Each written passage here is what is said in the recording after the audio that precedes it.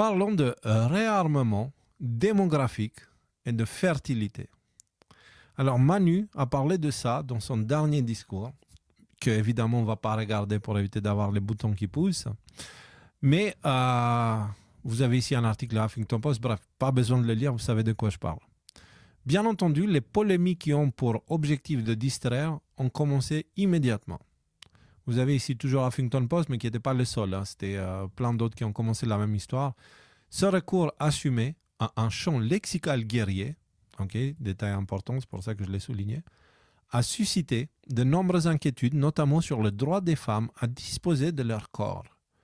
Ce discours nataliste, c'est quoi ça nataliste en fait? C'est nouveau maintenant. C'est-à-dire que si on est pour qu'il y ait au moins 2 naissances par couple, on devient nataliste, c'est pas bien?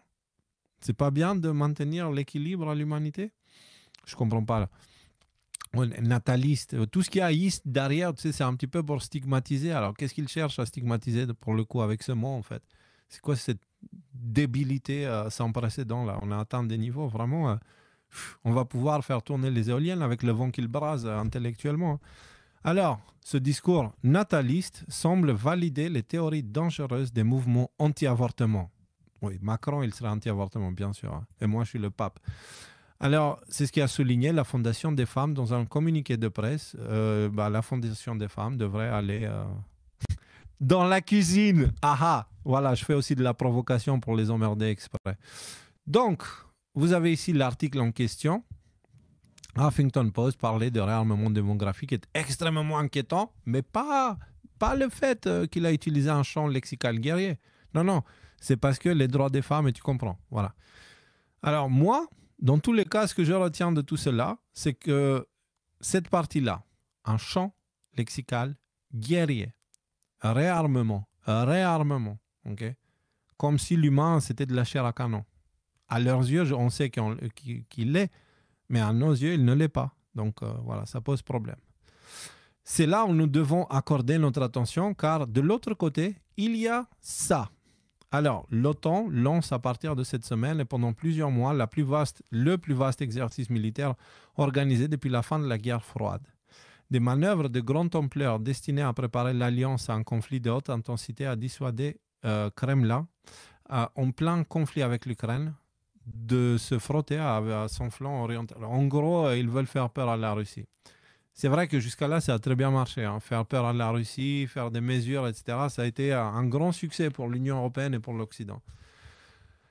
Alors, on a vu comment ça s'est passé en Ukraine. Les Occidentaux ont crié « Victoire !» en découpillant une grenade et en lançant la goupille au lieu de la grenade avec leurs mesures punitives contre la Russie. Alors voici les images exclusives de ce qu'on a vu les 2 dernières années avec la stratégie de l'Occident. Regardez bien.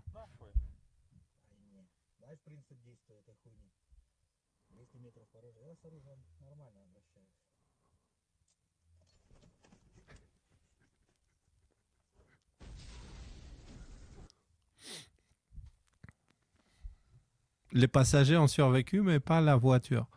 Alors, je ne sais pas si vous avez vu, mais voilà, c'était les mesures punitives contre la Russie qu'il avait dans les mains, et pouf, ça lui a pété. Ça, ouais. C'est vraiment métaphorique, mais c'est une très belle métaphore, très efficace, là, ce qu'on vient de voir.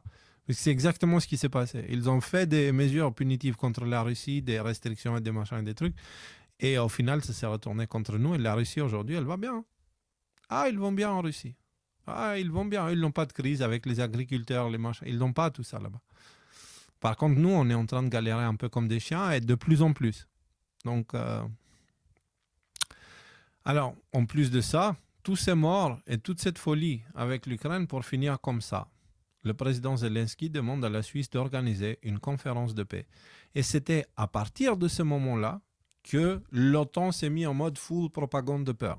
D'accord ? Il y a beaucoup de propagande de peur en ce moment sur Internet. Énormément. Qui vous disent, le gars de l'OTAN qui vous dit « Ouais, on va aller en guerre avec la Russie dans X temps », Macron qui parle de réarmement démographique. Vous avez à la frontière du Kosovo maintenant l'OTAN qui va aller poser son armée là-bas, soi-disant pour protéger le Kosovo des invasions inexistantes de la Serbie. Bref, c'est n'importe quoi. Donc on dirait, voilà, ils ont perdu la guerre en Ukraine et je crois que c'est le moment où ils vont chercher à renverser l'échiquier. Alors, c'est un moment où on a un choix important à faire. On se laissera avoir et tomber dans la peur et les suivre dans leur monde de merde, ou être courageux, tenir droit et savoir garder les yeux fixés à la sortie du tunnel pour pouvoir en sortir. Voilà. Alors, leçons à apprendre de cette histoire-là. Ce qui s'est passé avec l'Ukraine devrait nous apprendre jusqu'où ils sont prêts à aller pour se protéger. L'État profond est motivé par les mêmes forces que Hitler. Perdre n'est pas une option pour eux, car cela est égal à leur mort. Donc, ils vont essayer d'aller jusqu'au bout. Spoiler alert, ils ont déjà perdu, ils le savent, et ils sont en train de mettre en place la stratégie de la terre brûlée. Ce qui est stupide, parce que tu pratiques cette stratégie quand tu as quelque part à y aller, mais quand tu n'as nulle part où y aller. C'est complètement stupide de faire ça. Mais ils ne sont pas connus pour leur intelligence, cela dit. C'est vraiment... Il ne faut pas compter sur ça. Alors, ils vont chercher à emmener avec eux tous ceux qui se laisseront entraîner dans le piège de la guerre. Mais cette guerre n'est pas la mienne et ce n'est pas la vôtre non plus. Tous ceux qui choisiront un camp, peu importe lequel, seront éliminés par le camp d'en face. Cela s'applique avec toutes les guerres de l'Occident, y compris celui d'Israël. Les seuls véritables camps dans cette ère de transition sont les camps de la paix et de la mort. Mais la paix doit être incarnée dans les actes et les propos. Ne soyons pas comme eux. Regardez, George Orwell avait annoncé ça, regardez-le dans les actes.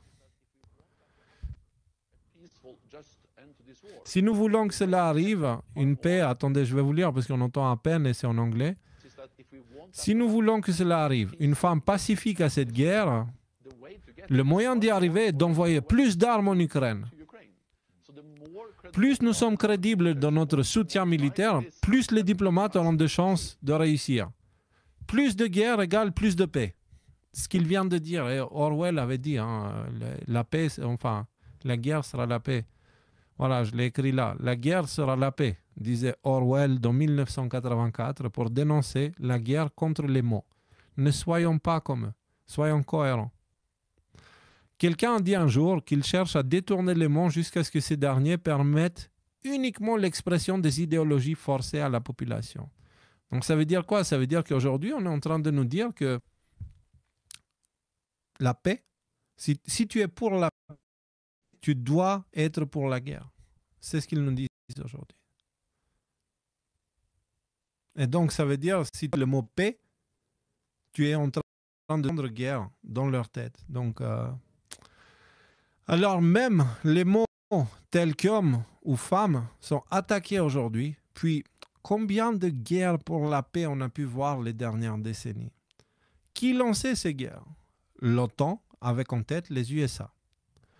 Rappelons-nous à quoi servent les guerres de l'Occident avec l'exemple d'Afghanistan. Nous avons ici Julian Assange qui nous explique ça, ce qu'il a appris avec le dossier Wikileaks. Parce que le but n'est pas de soumettre complètement l'Afghanistan. L'objectif est d'utiliser l'Afghanistan pour blanchir de l'argent des impôts des États-Unis, de l'impôt des pays européens via l'Afghanistan, et retourner dans les mains d'une alliance de sécurité transnationale. C'est le but. C'est-à-dire, le but est d'avoir une guerre sans fin, pas une guerre réussie. Donc la guerre en Ukraine est finie, ils ont besoin de leur petite machine à laver. Donc, ils vont créer ailleurs. Et qu'est-ce qu'on a vu? Quand ils ont compris que l'Ukraine est foutue, on a vu le début d'Israël. Guerre en Israël qui a été provoquée, évidemment, et qui a été laissée faire. Je veux dire, ils le disaient eux-mêmes, c'est le 11 septembre d'Israël. Le 11 septembre des États-Unis a permis justement à l'ouverture de guerre éternelle, en fait, infinie. Enfin, infinie pour plus très longtemps quand même. Alors, si on parle de guerre, vous allez comprendre, je vais revenir au réarmement démographique, vous allez comprendre. Ils ont gagné la Deuxième Guerre mondiale, mais qui sont-ils, entre guillemets? N'oublions pas les mensonges à propos de la Deuxième Guerre mondiale. On nous dit que les nazis ont perdu la guerre. Certes, mais ceux qui ont permis aux nazis de monter au pouvoir et leur ont donné les armes, eux, ils sont toujours là. Toutes les banques et les industriels de l'époque. Les barons voleurs ont utilisé la guerre pour prendre le contrôle total et ils ont réussi. Là, je vous apprends quelque chose. En étudiant le framework des armes, j'ai réalisé que ceux qui étaient derrière les nazis, ce sont ceux-là qui ont gagné la guerre. Une guerre qui a détruit l'Europe et qui a permis la redistribution du pouvoir, qui l'a emmené aux États-Unis et qui a été centralisée par le complexe militaro-industriel, qui a dû être créé pour la Deuxième Guerre mondiale.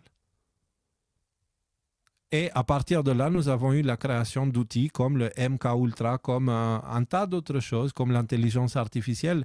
L'intelligence artificielle a commencé à être étudiée dans les années 50. Le premier superordinateur a été, on va dire, mis en œuvre et contrôlé par une institution qui s'appelle MITRE. Ça vous rappelle quelque chose? On en parlait juste avant. Donc, je crois avoir fait les bons liens dans ma tête avec cette histoire-là. Je vous les partage sans vous donner mes conclusions, enfin, en vous expliquant que c'est mon avis, mais je vous dis juste qu'est-ce que j'observe. Alors, voici les explications sur comment ils ont utilisé la Deuxième Guerre mondiale pour se rendre indispensables et prendre le contrôle. C'est le président Eisenhower qui l'explique et qui nous prévient de quelque chose d'important. American makers of plowshares could, with time and as required, make swords as well. But we can no longer risk emergency improvisation of national defense. We have been compelled to create a permanent armaments industry of vast proportions. Added to this, 3.5 million men and women are directly engaged in the defense establishment. We annually spend on military security alone more than the net income of all United States corporations. Now, this conjunction of an immense military establishment and a large arms industry is new in the American experience. The total influence, economic, political, even spiritual, is felt in every city, every state house, every office of the federal government. We recognize the imperative need for this development, yet we must not fail to comprehend its grave implications. Our toil, resources, and livelihood are all involved. So is the very structure of our society. In the councils of government, we must guard against the acquisition of unwarranted influence, whether sought or unsought, by the military-industrial complex. The potential for the disastrous rise of misplaced power exists and will persist. We must never let the weight of this combination endanger our liberties or democratic processes. Alors ça, c'était un des derniers discours de Eisenhower qui a laissé la place ensuite à JFK.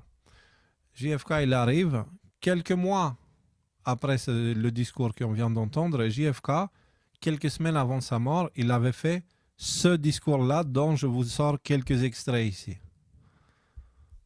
The very word secrecy is repugnant in a free and open society. And we are, as a people, inherently and historically opposed to secret societies, to secret oaths, and to secret proceedings. We are opposed around the world by a monolithic and ruthless conspiracy that relies primarily on covert means for expanding its sphere of influence, on infiltration instead of invasion. Pensez à 10 armes. On vient de passer du temps à travailler le sujet, à l'analyser. Infiltration plutôt qu'invasion. On subversion instead of elections, on intimidation instead of free choice, on guerrillas by night instead of armies by day. It is a system which has conscripted vast human and material resources into the building of a tightly knit, highly efficient machine that combines military, diplomatic, intelligence, economic, scientific, and political operations. Its preparations are concealed, not published. Its mistakes are buried, not headlined. Its dissenters are silenced, not praised.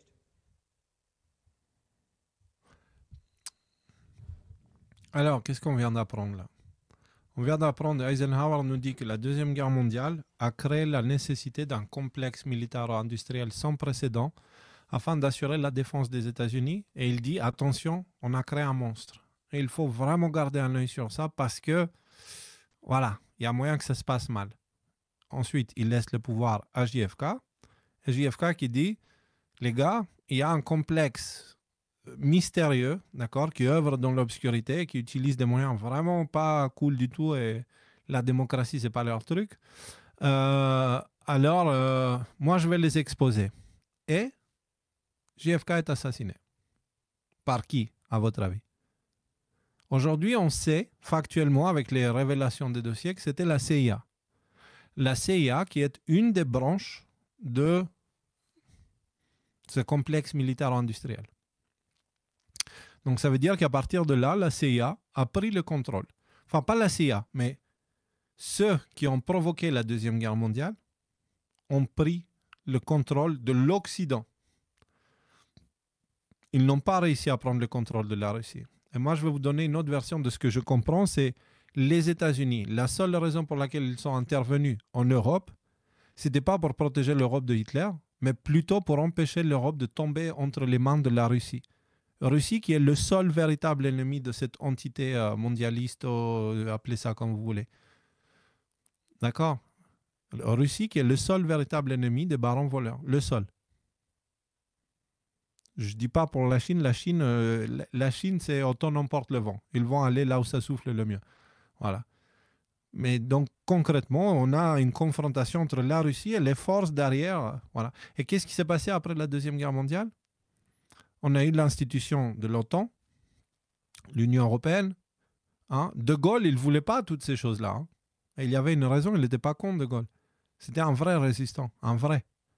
Il connaissait leur magouille et il ne voulait pas. Mais tout ça, c'est derrière nous. Il n'y a plus des hommes aujourd'hui dans le pouvoir des hommes comme De Gaulle. En Europe, en Occident en général. Donc, on a vu la création d'institutions comme la CIA, plutôt la prise de pouvoir d'institutions comme la CIA, le FBI. À partir de là, on a vu des expériences. Allons à la suite de l'article, vous allez voir. Et vous allez comprendre hein, le truc démographique, là, vous allez rigoler. L'assassinat de JFK était le dernier clou dans le cercueil de nos libertés. Depuis, une guerre violente a commencé. Une guerre qui a pour but de pirater nos esprits afin de nous rendre inconscients, comme des robots, avec une intelligence programmée de l'extérieur. Tout a été manipulé à un tel point qu'aujourd'hui, on ne sait plus qui nous sommes. Fait avéré, factuel. Okay? Mais maintenant, pourquoi on parle de tout ça? Revenons au réarmement démographique.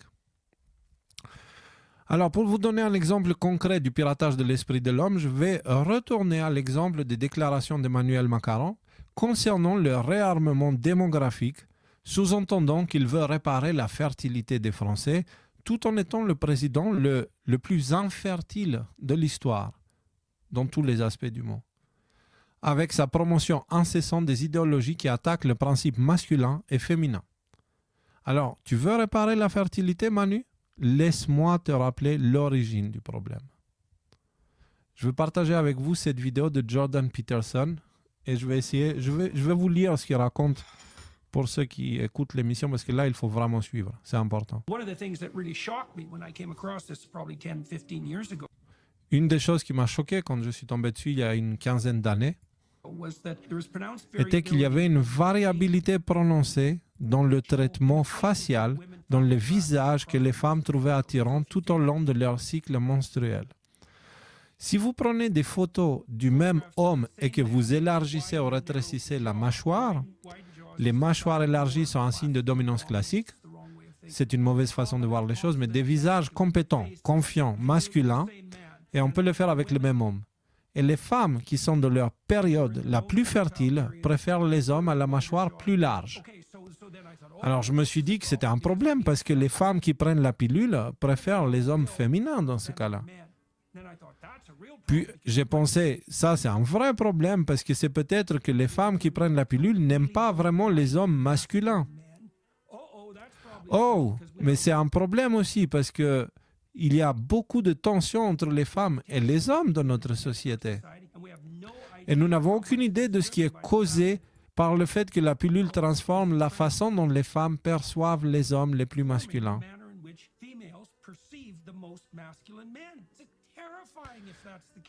Et si c'est le cas, c'est vraiment terrifiant. Et malheureusement, c'est le cas parce que ceux qui l'abordent là, ce sont des études qui ont démontré ça, que les femmes, quand elles sont dans leur période fertile, elles vont avoir tendance à préférer les hommes à mâchoire plus large et avec des traits physiques plus masculins, globalement. Ok?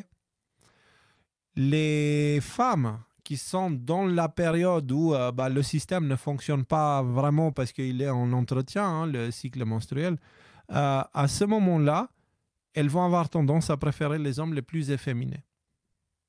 Et c'est logique quand tu réfléchis. Regardez avec les animaux, si on fait l'expérience, si on part sur les bases. Avec les animaux, si vous avez, là j'ai un chien par exemple. Un de mes deux chiens est en chaleur, d'accord? Et il est en chaleur et c'est un chien qui est en ce qu'on appelle hyperpotent, c'est-à-dire quand il est en chaleur, il est vraiment casse-bonbon, quoi. Il est tout le temps à hurler. Bref. Et donc du coup, d'une certaine façon, on a été un petit peu forcé à le castrer parce qu'on ne compte pas lancer une production des animaux. Et puis si on se tape ça 2 fois par an, c'est quand même super compliqué. Surtout que le chien, il souffre. Il souffre énormément parce qu'il est toute la journée. S'il miaule comme ça tout le temps, c'est parce qu'il n'est pas heureux. Il a besoin de sortir et de trouver des femelles. Mais on ne peut pas le laisser parce que voilà, ça ne marche pas comme ça. Mais pire que ça, il a une attitude très bizarre. Parce qu'il préfère s'accoupler avec un oreiller que s'accoupler avec le chien femelle qu'on a. Parce qu'il est castré. Donc, dans la logique du chien, la femelle lui envoie le signal, si tu envoies vers moi ta sémence, elle sera 100% gâchée.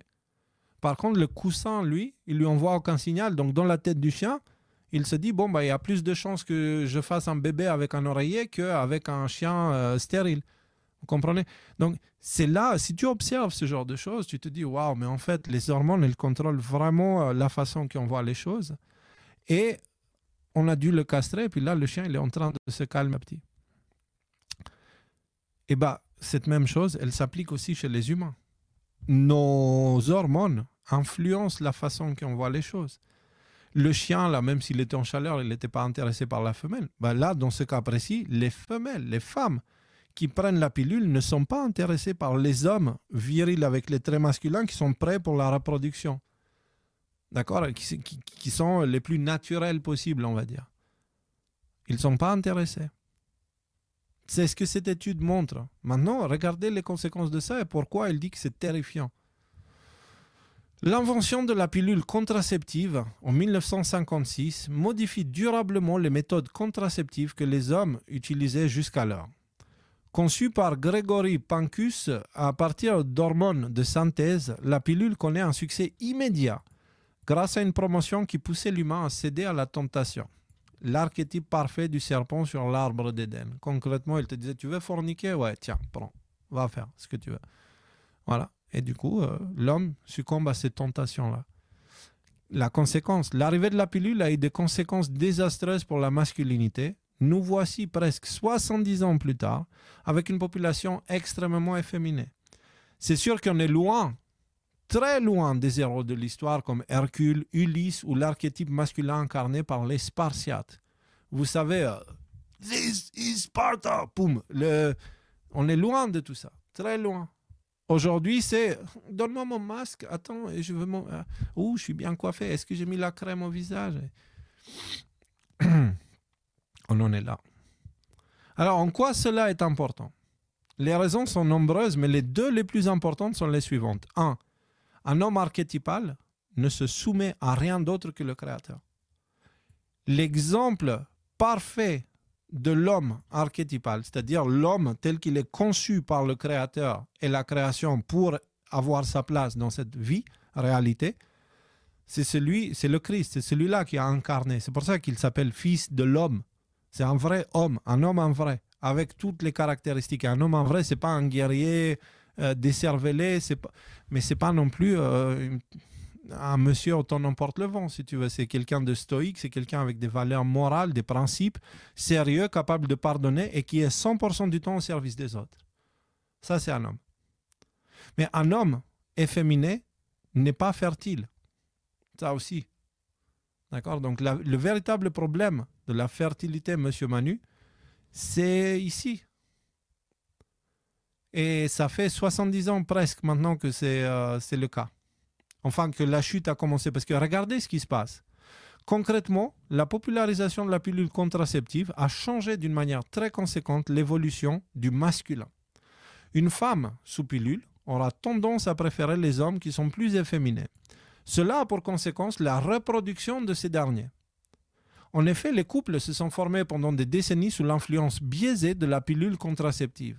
Par la suite, quand le couple biaisé voulait des enfants, la femme ne changeait pas d'homme pour quelqu'un de plus masculin juste pour faire l'enfant.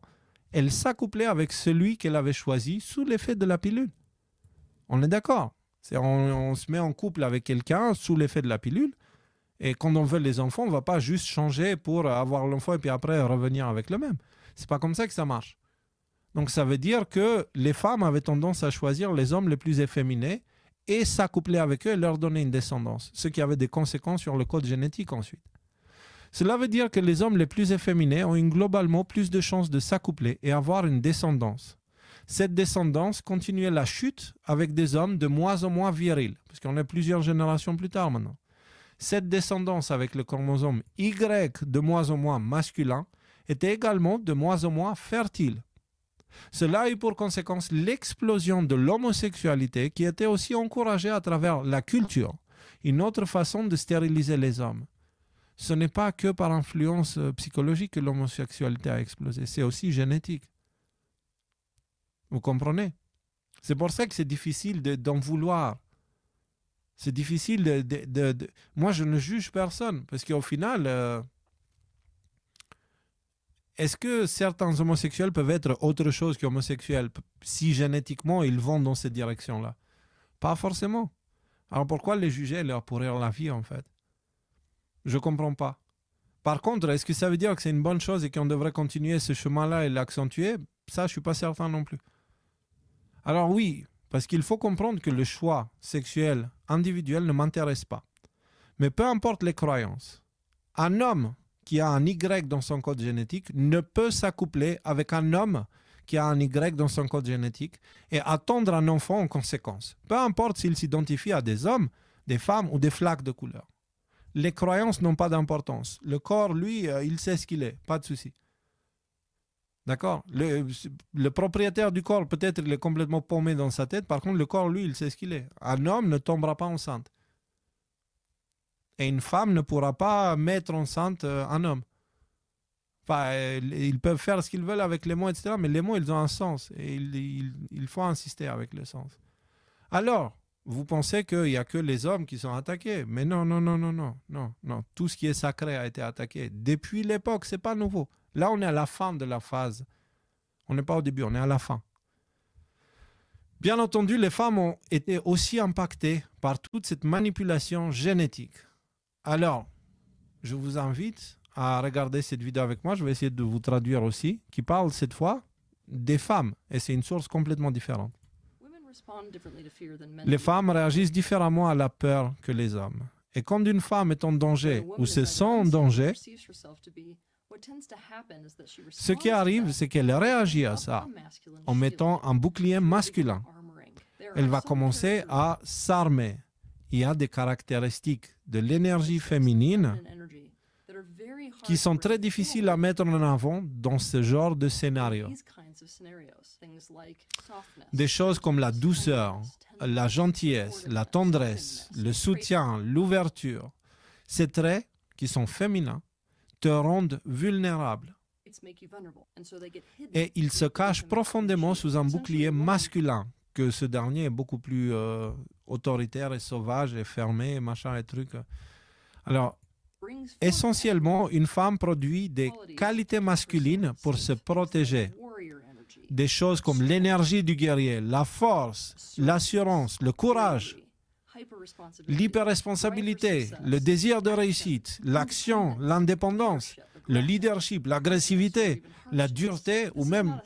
mais ce n'est pas un état qui favorise la santé du système féminin, c'est-à-dire le corps féminin tel qu'il est n'est pas fait pour. D'accord? C'est pas fait pour.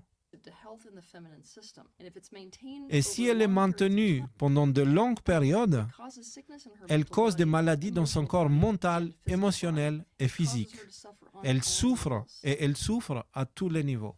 Donc concrètement, qu'est-ce qu'elle vous dit? Une femme, quand elle se sent menacée, donc pas protégée, okay, elle développe des traits masculins.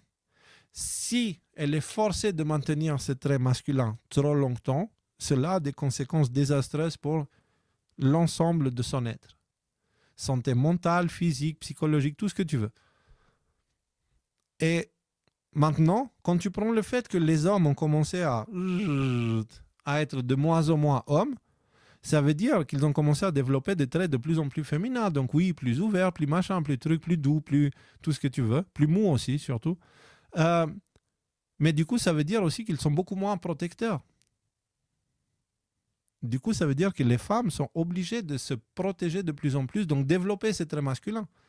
Mais en le faisant, elles finissent par choisir une direction dans leur vie qui les emmène vers un désastre psychologique, en fait. Alors, ceux qui sont à la tête du pouvoir mondial connaissent bien les lois et les principes naturels et s'en servent contre nous. La raison pour laquelle les femmes ont des comportements de plus en plus masculins aujourd'hui est une conséquence directe de l'absence des vrais hommes. L'archétype de l'homme occidental est quelqu'un qui emmène la sécurité financière, pas la sécurité physique, et qui cherche à tout prix à éviter les conflits et à ne pas faire trop de vagues. C'est ça aujourd'hui, un bon homme dans l'Occident aujourd'hui, c'est ça, c'est fais pas trop de vagues, emmène l'argent à la maison et ferme ta gueule. Un tel homme fuit la confrontation et par conséquent n'aspire pas confiance, je devais écrire pas conscience, mais n'aspire pas confiance aux femmes d'aujourd'hui qui n'ont pas d'autre choix que de se protéger elles-mêmes en développant des traits de plus en plus masculins. La féminisation des hommes qui provoque la masculinisation des femmes a commencé donc dans les années 50, avec pour conséquence une infertilité et une destruction du masculin et du féminin, des principes. Au point où parler de masculin sacré, de féminin sacré aujourd'hui te rend susceptible à des attaques de toutes sortes, alors que les deux principes sont bien réels et surtout éternels, et rien ni personne pourra les déformer. Et pour vous donner un exemple de ça, regardez, je vais partager avec vous. Si vous allez chez Tristan Mendes Chiot, hop, je vais zoomer un peu pour vous. Si on descend un petit peu, on va tomber sur ce post. Voilà. C'est comme s'il savait que je vais parler de ça et qu'il a publié un truc. Donc, il publie ça, et c'est quoi? Il dit Doctolib toujours à la ramasse. Donc, vous n'avez pas le moral, vous êtes fragile et vous prenez un rendez-vous avec une psychologue sur Doctolib, sauf que le psy, c'est la Xena guerrier des secteurs du féminin sacré. Et donc, vous vous retrouvez embringué avec la psy, son tambourin et blabli et blabla. En gros, il a pris le cas ici de ça, d'accord? Il a pris ce cas précis-là, ok? Pour dire, voilà, le féminin sacré, c'est ça. Non, les gars, les femmes, ce n'est pas des êtres sauvages qui hurlent dans la nature à taper des trucs, etc. Ce n'est pas vraiment ça, en fait. Il ne faut pas tomber dans les extrêmes. Donc, rappelez-vous, ils créent le problème, ils créent les caricatures, et puis de l'autre côté, ils les prennent et ils les attaquent. Il faut faire très attention. Donc, le féminin sacré est attaqué aujourd'hui. Et il est attaqué de tous les côtés. Le masculin sacré aussi. Bordel de chiottes, être homme et blanc aujourd'hui, c'est vraiment, on dirait que c'est la pire des choses à avoir. Mais en fait, non, moi, ça ne me dérange pas du tout. Au contraire, j'assume ma responsabilité, j'assume mon rôle dans la société, puis je fais ma part. Et j'essaie d'apprendre comment être un homme, en vrai. Pas un homme à l'occidental. Et donc, si Merguez il est intéressé à ce genre de choses, et si le mot féminin ou masculin sacré dérange, il y a des raisons précises. D'accord? Et c'est ça à l'origine de l'infertilité. Alors, parlons maintenant un peu d'MK Ultra brièvement, parce que voilà, j'aimerais vraiment que vous compreniez l'ampleur du truc. Peu après l'arrivée de la pilule contraceptive, il y a eu l'hypersexualisation incontrôlée poussée par le mouvement hippie, qui n'hésitaient pas à suivre l'exemple de leurs idoles qui se droguaient avec toutes sortes de nouvelles substances créées par ceux qui sont derrière la CIA et qui ont été utilisées pour les expériences comme MK Ultra, donc le LSD. Le LSD était une drogue qui a été utilisée lors d'expériences pour apprendre à pirater l'esprit humain.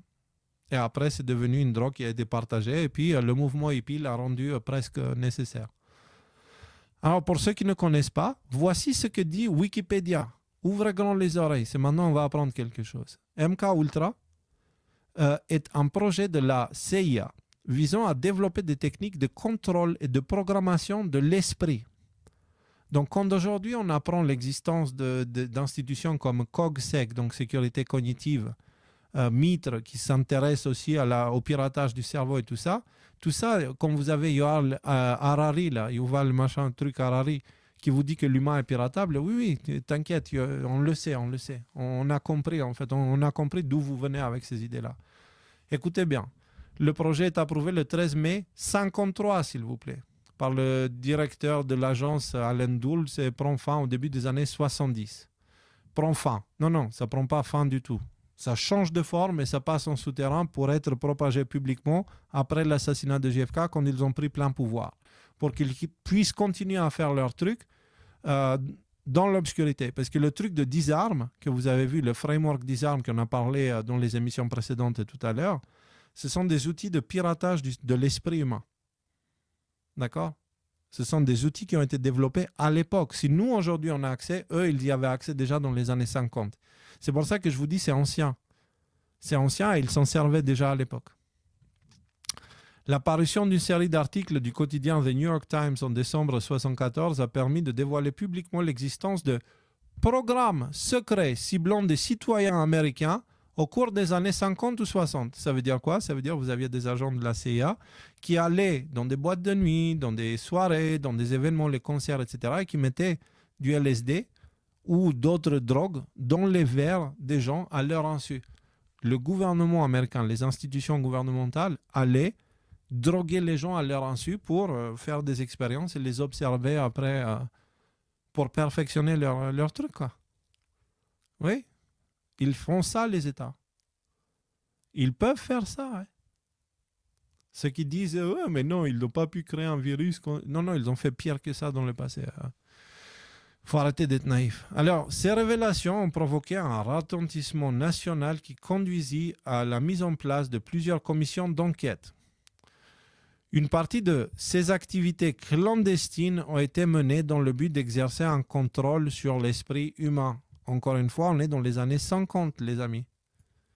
Les États-Unis travaillent sur les techniques de manipulation mentale depuis au moins les années 20 en parallèle avec l'essor de la psychologie et de la publicité. Accrochez-vous maintenant, les origines de recherche militaire dans ce domaine sont liées aux expérimentations menées dans certains camps de concentration nazis. Vous comprenez? Donc les nazis ont perdu la guerre, mais c'est la CIA qui a pris la suite. Et il a continué avec les expériences qu'ils ont faites en grand public, etc. Et la cible a été l'esprit humain, déjà à l'époque. Comment ils ont fait ça? De la même façon que tu peux pirater un ordinateur, tu peux pirater l'esprit d'un humain. Et ce qu'il dit Harari, c'est vrai en fait. C'est même avec ce principe qu'on entraîne les animaux. Et nous, quand tu enlèves la conscience, on n'est pas très différent des animaux et on est tout aussi programmable en fait. C'est comme ça que tu arrives à fabriquer des terroristes qui vont se mettre des ceintures d'explosifs et se faire péter. C'est comme ça que tu fais un blanchiment, un lavage de cerveau et que tu détournes une personne et que tu la transformes en criminel qui se prend pour un soldat de la justice. C'est comme ça que tu fais. Alors oui, les nazis ont perdu la guerre, mais ceux qui leur ont permis d'exister, pas seulement ils n'ont pas perdu la guerre, mais ils ont utilisé ces dernières pour prendre le contrôle total, comme je l'ai mentionné un peu plus haut. Alors restons concentrés parce que eux, ils œuvrent depuis l'époque. Et aujourd'hui, encore une fois, c'est la fin de leur plan, pas leur début. Et si tout le monde regarde le Forum économique mondial aujourd'hui en cherchant les coupables là-bas, je vous ai déjà dit, quand tout le monde pense la même chose, c'est qu'il n'y a personne qui réfléchit. Parce qu'aujourd'hui, le monde est séparé en deux. Ceux qui croient que le mal vient du Forum économique mondial et ceux qui croient que le mal vient des complotistes qui croient à ça. Mais il y a un troisième groupe qui commence à être de plus en plus grand, c'est celui qui n'est pas très con et qui réalise que derrière tout ça, il y a la même force qui joue les deux côtés, les pions blancs et les pions noirs. Et ceux-là, ce sont les humains qui commencent à prendre conscience de leur ignorance et qui se sont éloignés de toute forme de narratif. Et qui commencent à être attentifs et ils apprennent en observant le vivant, comment il fonctionne. Et tu ne peux pas manipuler facilement. Et ceux-là, ils te disent, non les gars, ce n'est pas le Forum économique mondial le problème. C'est une conséquence, c'est un symptôme. Ce n'est pas la cause. La cause, c'est le système qui leur a permis d'être là où ils sont. Ça, c'est la cause. Et ce système-là, il est maintenu vivant à travers des mécanismes. Et ce sont ces mécanismes qu'on doit analyser et regarder pour qu'on comprenne ce qui nous arrive. Sinon, on risque de répéter les mêmes erreurs, c'est-à-dire avoir un pseudo-méchant fabriqué qui est mis dans la gueule de tout le monde pour croire que c'est lui le méchant, okay? Pour créer un choc et créer le besoin d'une solution pour qu'ils puissent t'envoyer les mêmes. Hein, ils t'envoient de l'autre côté aussi la solution. Je pense que vous comprenez de quoi je parle. Donc, il faut être très attention et c'est pour ça que de mon côté, l'actualité, je l'aborderai très différemment. Par contre, de ce côté-là, qu'est-ce que j'ai des histoires à vous raconter, des histoires intéressantes que j'ai découvertes qui m'ont permis vraiment de comprendre comment ça fonctionne tout ça et de commencer petit à petit de faire débrancher une par une les prises de la matrice, la vraie. La vraie, parce que le film Matrix, il ne se foutait pas de notre gueule. Hein. Et Mitre, cette institution qui est focalisée sur la sécurité cognitive et qui est focalisée sur le piratage de l'esprit humain en utilisant des institutions à la fois gouvernementales, privées, internationales, ONG, etc., cette institution Mitre veut littéralement dire matrice. Et donc, c'est cette institution-là qui a travaillé la première sur une super intelligence, enfin, sur un super ordinateur qui était un bon support pour une intelligence artificielle dans les années 50.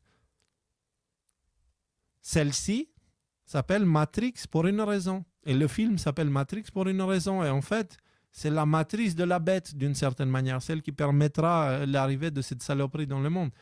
Mais il se trouve qu'elle n'est pas très fertile, la bête, et qu'elle ne va pas avoir des petits. Elle va en avoir un, mais il va mourir à peine sorti. Alors, que faire donc, monsieur Manu? Ah, vous avez vu, j'ai fait mon devoir, hein, j'ai fait mes devoirs. Je n'ai pas été prendre le sujet à la légère, j'ai été chercher l'infertilité. Hein. Alors, que faire donc pour corriger l'infertilité? Là, j'ai abordé juste un des nombreux aspects qui ont conduit l'Occident vers sa propre disparition. Ah oui, avant que je continue, pourquoi je vous ai parlé de ça? C'est parce que le mouvement hippie a apporté une hypersexualisation qui a créé le besoin vraiment important de cette pilule. Parce qu'ils commençaient à avoir des problèmes d'autres genres à cette époque-là, parce que les hippies, c'était des petits lapins, ça baisait partout en fait. Voilà. Et donc du coup, ils se sont dit, ouais, chouette, la pilule, liberté des femmes, ouais, allez, prenons, allez, allons fourniquer partout, ouais, super. Et voilà les résultats aujourd'hui.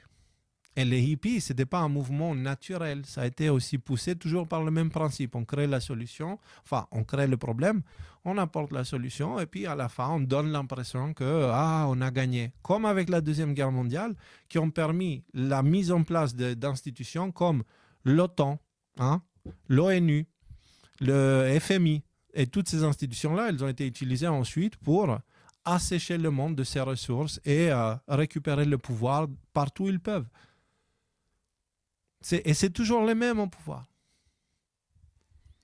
Alors, il n'y a pas que des mauvaises nouvelles. La bonne nouvelle, c'est que par définition, ce truc-là ne peut pas marcher de la même façon qu'un cheval et un âne ne vont pas faire des enfants. Nous sommes des humains réels. Et on ne peut pas s'accoupler avec des idéologies. Ça ne marche pas. À un moment donné, ça fait des mules et ça ne fait plus d'enfants derrière. Donc c'est pour ça que j'ai parlé de MK Ultra et de cette histoire des hippies. Alors, que faire donc pour corriger l'infertilité? Là, j'ai abordé juste un des nombreux aspects qui ont conduit l'Occident vers sa propre disparition. À cause de la destruction des deux archétypes divins, donc de l'homme et de la femme. Pensez, quand vous parlez de l'homme et de la femme comme ça, pensez au Christ et à son épouse. Okay? Parce qu'il est dit que finalement, actuellement, il y a une prostituée et qu'après, il y a la bête, machin, truc, etc. Et puis après, à la fin, le Christ débarque à travers 144 000 Qu'est-ce que ça veut dire? Ça veut dire qu'il va y avoir beaucoup de monde qui vont incarner ce masculin sacré parce que les temps difficiles réveillent des hommes réveillent des hommes forts. Ça les crée. Et donc, les hommes forts, ils vont créer des principes féminins sains à nouveau. Parce que le féminin aujourd'hui, il n'est pas sain. Il est très sali. Les femmes aujourd'hui, si vous regardez le développement, la jeunesse aujourd'hui, combien il y en a qui font de l'argent avec ce site qui s'appelle OnlyFans où les femmes peuvent se prostituer en ligne. Et il y a plein de jeunes et ils gagnent des millions. Et c'est attirant du coup. Mais ils vendent quoi exactement? Leur corps. Qu'est-ce qu'ils ont fait pour le mériter, ce corps? Rien. Donc ils volent de la nature pour un bénéfice personnel. Ça s'appelle la prostitution. La fameuse prostituée. Bref. Et donc, à la fin de cette histoire, l'archétype masculin, qui est donc ce que les chrétiens appellent le Christ, il va être la raison de l'existence d'un nouveau principe féminin, un nouveau saint et pur dans ses intentions et dans sa position, dans sa place dans la société. Et donc, du coup, les deux vont pouvoir reformer à nouveau le divin sacré, quoi. Et c'est ça le retour de Dieu sur terre, etc., etc. Donc tout ça, c'est vraiment sérieux. Et les anciens, ils savaient très bien de quoi ils parlaient. C'est nous aujourd'hui qui n'avons plus aucune idée qui nous sommes, comment on fonctionne. Et du coup, on court comme des poules sans tête, en ayant plein de problèmes, en étant incapable de trouver des solutions. Pourquoi? Parce que nos intelligences sont corrompues. Et je dis bien non, nos intelligences. Je ne dis pas ton intelligence ou leur intelligence. Je dis nos intelligences et je m'inclus dans le groupe. Courageusement, comme vous devriez faire aussi. Et du coup, tous ensemble, on devrait être plus humble, avoir les yeux ouverts et surtout comprendre qu'est-ce qui se passe. Et rappelez encore une fois, un homme est celui qui est au service des autres et qui prend soin de son entourage, pas qui le malmène. D'accord? Un homme est quelqu'un qui sait pardonner. Encore une fois, ne confondez pas parce que l'archétype masculin il est pollué dans tous ses aspects. Parce qu'aujourd'hui, un homme, c'est en gros, c'est le gorille qui se tape le torse et qui va taper partout. Non, ça, c'est pas un homme. Je dis ça pour la jeunesse un peu perdue qui parfois trouve la réponse à la violence. Non, ça, c'est pas un homme. Un homme est celui qui est capable d'être violent, mais qui choisit de ne pas l'être. Par contre, il est capable de fixer des limites fixes et de dire, si tu dépasses ces limites, il t'arrivera un malheur et je suis capable de tenir ma parole. Ça, c'est un homme. Et de poser des limites justes, toujours, qui protège lui-même et son entourage et sa descendance, et sa femme surtout. Parce que la femme, elle est au service de l'homme, certes, mais l'homme est au service de la femme aussi, il ne faut pas déconner, sinon il n'y a pas d'équilibre en fait. Ça, il faut... Alors, on pourrait parler, ils sont l'un au service de l'autre et les deux ensemble sont le divin. Ce n'est pas juste un des deux, c'est les deux ensemble, c'est le divin sur terre. Alors, on pourrait parler aussi de la nourriture, bien sûr, parce que la modification génétique à travers la nourriture corrompue, c'est aussi un phénomène assez ancien, et de l'hypersexualisation de la civilisation occidentale ou carrément de la chute des valeurs morales des dirigeants. Donc, ce n'est pas une fausse photo, c'est une vraie photo, et là, vous voyez, enfin, on ne veut pas savoir ce qui s'est passé en privé entre eux, mais cette histoire de Manu... je ne vais pas aller jusqu'à dire que Brigitte Macron est un homme. Ça ne m'intéresse pas, en fait. Ce qui m'intéresse, c'est ça, moi. Et là, ce que je vois, c'est... Puis l'arrivée de Gabriel Attal et l'homosexualisation du Parlement, c'est aussi un symptôme de cette destruction du masculin. Et rendez-vous bien compte aussi, regardez dans la société avec l'élevage des animaux, qu'est-ce qu'on fait? On attaque en permanence le masculin. Quand vous avez des poules et des coqs, vous avez 30 poules et un coq. Okay? Quand vous faites un élevage des moutons, vous avez un mouton mâle et 200 moutons femelles, si tu veux. Donc, pareil pour les chevaux, pareil pour tout. Les animaux masculins, ils sont éliminés et ils gardent juste quelques-uns pour la reproduction. Parce qu'un masculin peut donner la vie de nombreuses fois, contrairement au féminin. Et donc, du coup, le masculin, il est massacré. Dans tous ces aspects, même les plantes, même toi qui fumes de l'herbe, la weed, qu'est-ce que tu fumes? Et qu'est-ce que tu fais de tes plantes mâles? Ah, tu n'en fais rien, tu t'en sers pas. Ah, ok. Voilà. Le masculin est attaqué dans tous ces aspects et notre vie aujourd'hui, qui est une conséquence d'une série de choix dans l'histoire qui nous ont emmenés ici, est une attaque permanente contre le masculin qui a pour conséquence la destruction du féminin. Voilà pourquoi il y a dans l'infertilité, monsieur Manu. Pas pour les raisons que vous évoquez. Si vous voulez vraiment un réarmement démographique, commencez par enlever les talons aiguilles à votre armée que vous essayez de les forcer de porter. Donc, parce que là, je vous montre cette photo-là. Et vous dites, oui, mais soit ça peut être interprété. D'accord, ok. Bah, voyons la fête de la musique 2018 à l'Élysée, s'il vous plaît.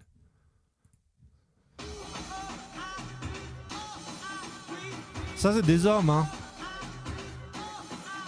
Ça, c'est des hommes que vous voyez qui dansent là. Et ça, c'est l'Élysée. Ok?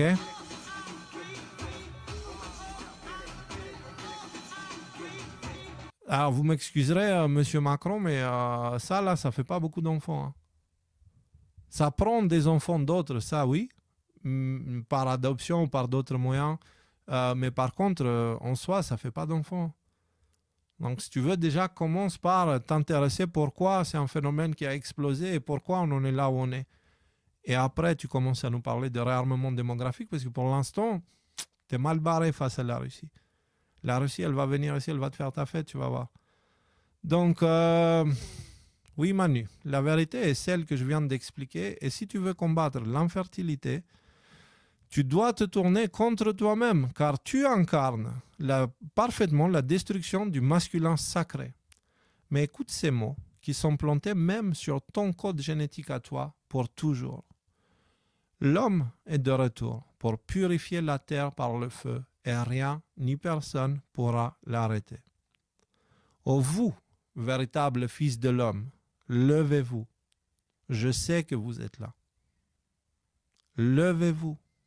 C'est l'heure Y, avec tout ce que ça veut dire. Voici donc pour ce sujet sur le réarmement démographique. On va réarmer, Manu, t'inquiète pas, mais on va pas faire ce que toi tu as envie. Ne t'en fais pas. Le réarmement sera fait, les hommes sont là.